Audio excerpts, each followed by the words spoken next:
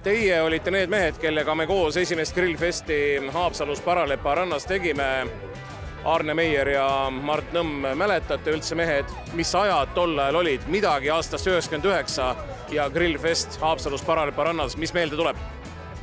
See oli väga huvitav aeg.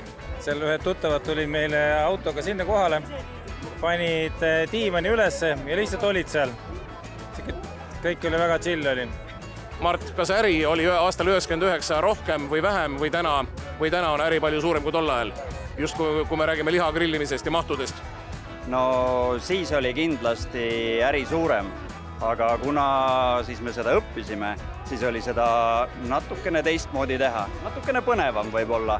Täna on ta võib-olla natukene rohkem rutiiniks läinud, aga natukene on kogemusi ka õlgadele tulnud. Ennem oli seda, inimesed olid rohkem nagu, tahtsid kõike uut saada.